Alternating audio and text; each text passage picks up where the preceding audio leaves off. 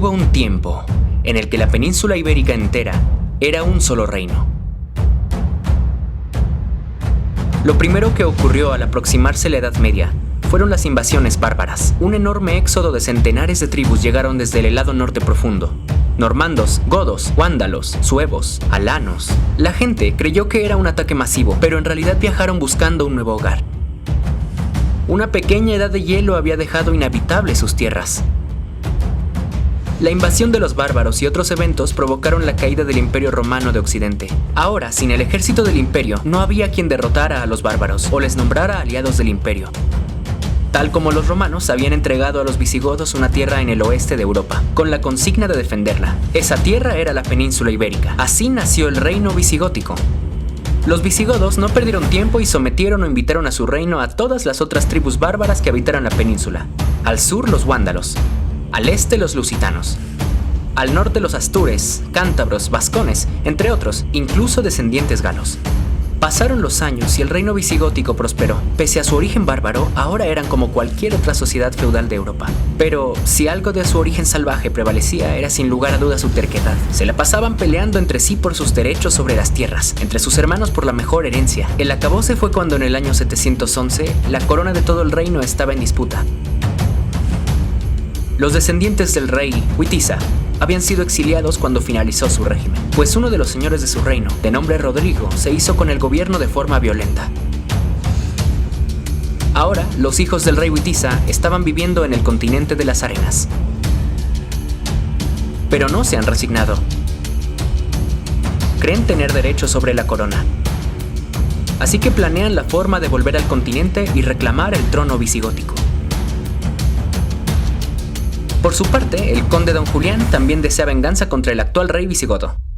Así que llega a un trato con Musa ibn Nusayr, gobernador de la provincia del Magreb, una tierra que formaba parte del gran califato omeya de Damasco. Don Julián le pide un ejército para conseguir destronar al rey, y de lograrlo le promete una fortuna.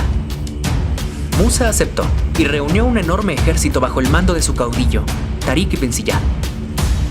La armada de las arenas cruzó el gran océano, y llegaron al continente, en las cercanías de Tariq. El rey visigodo reunió a sus tropas al enterarse de la invasión y marchó a detenerlos. Los alcanzó en las cercanías del río Guadalete, que le daría nombre a esta inminente batalla. La armada cristiana se esmera por hacer mella en el enemigo, pero las huestes de Mahoma parecen irreductibles, y los visigodos son totalmente derrotados. Se dice que el propio rey murió en la batalla. Ante la victoria de su caudillo, Musa ibn Nusayr también cruzó el océano con el ancho de su ejército. Tras apenas unos meses, habían conquistado toda la península. Musa se nombró como valí de la tierra recién conquistada, creando el valiato de Al-Ándalus, nombrado así porque Al-Ándalus era el nombre con el que conocían la península ibérica, por habitar al sur de ella los vándalos, de tal forma que en árabe Al-Ándalus significa literalmente los ándalos, donde los ándalos se encuentran. Los que no se sometían ante los moros eran aniquilados o esclavizados. Las tropas supervivientes huyeron a las montañas y organizaron la resistencia.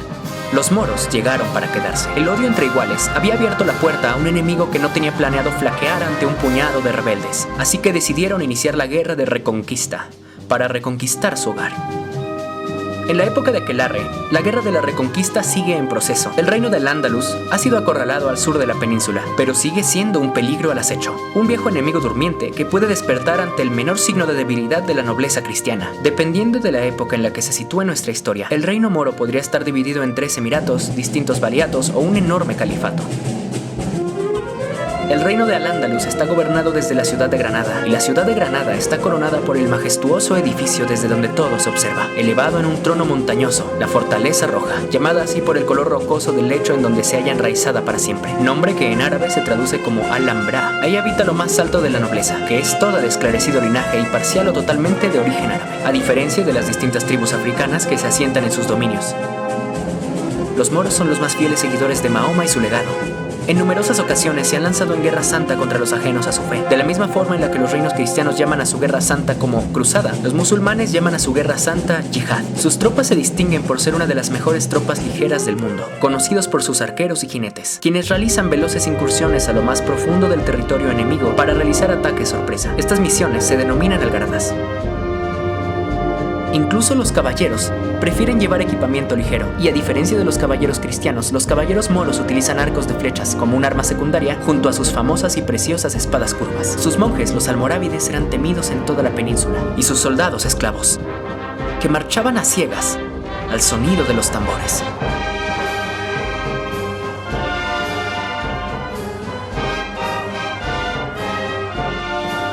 Grandes enemigos realizaron terribles incursiones, como aquella vez que el caudillo Almanzor embarcó y llegó hasta Santiago de Compostela, donde atacó el famoso santuario, y al marcharse se llevó consigo reliquias que tardarían años en ser recuperadas.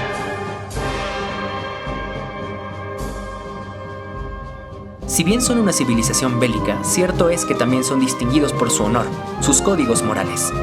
Cuando un moro jura enemistad, la jura para siempre, y no a cualquiera le da el honor de considerarse su enemigo. Pero se sabe que siempre saben dialogar y llegar a acuerdos. No por nada sus mercaderes son ejemplares elementos de la economía del Mediterráneo. La ciencia del mundo árabe es uno de los tantos legados que quedó en Europa tras la ocupación musulmana. Las norias, capaces de elevar el agua de los ríos y colocarla en lo alto de los acueductos y hacerla fluir en las distintas e increíbles fuentes dispersas por el territorio musulmán. Moros eran también los famosos médicos y alquimistas, astrólogos y matemáticos, entre los cuales figuraba el inventor y alquimista Abbas ibn Firnas,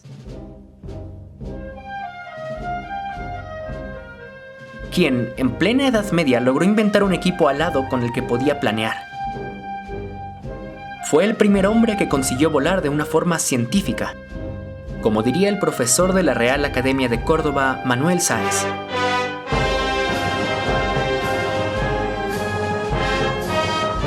A diferencia de lo ocurrido en los reinos cristianos, en el mundo árabe los sacerdotes no miran con malos ojos a los nobles por albergar en su corte a uno o más magos, quienes son venerados por todos. Incluso la más poderosa de las curanderas vascas es alguien que no considera buena idea meterse en líos contra la ancestral magia musulmana, cuyos magos son entrenados en el propio seno del clero árabe y una vez completan su larga etapa de estudios, son bien recibidos en casi cualquier palacio.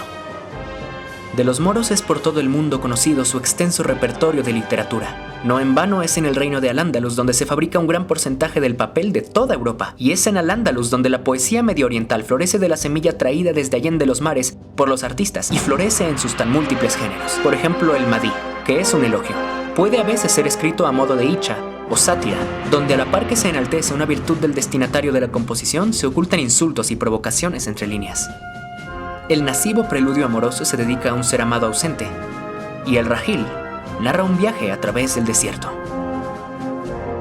La poesía florece en Al-Ándalus de la misma forma en la que lo hacen los centenares de frutos distintos que se producen en sus tierras.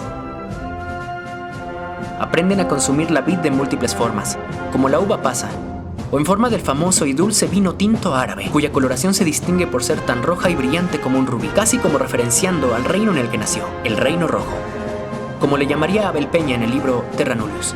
Granada era el Reino Rojo, no solo porque su primer emir Muhammad ibn Nasir era llamado Al-Hamar, el Rojo, o porque la sede de su gobierno, el Palacio de la Alhambra, significa la Roja, o porque en su estandarte, en el que podía leerse el lema de la Casa Real Nazarí, solo Alá es vencedor, era también de color escarlata, o porque las misivas que enviaba el emir eran llamadas cartas bermejas por estar escritas en papel de ese tinte. El rojo es además el color de la granada, yo añadiría del vino y también de la sangre. Un color por tanto muy apropiado, ya que la historia de Granada estuvo teñida de sangre, desde el principio al fin.